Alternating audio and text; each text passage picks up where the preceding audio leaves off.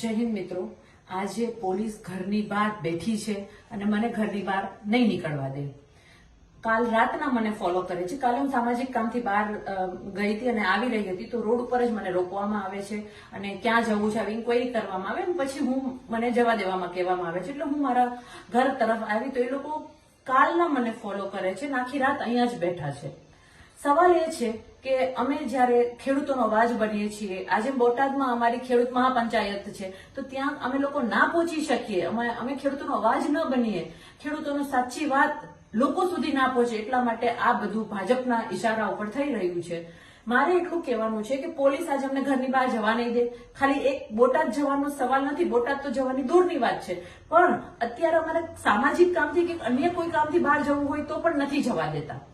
તો અહીંયા જે એ લોકોની તાનાશાહી છે, ભાજપનું જે ડરી ગયેલું ભાજપનું જે તંત્ર દ્વારા જે દુરુપયોગ કરવામાં આવે છે એનું આ ઉદાહરણ છે.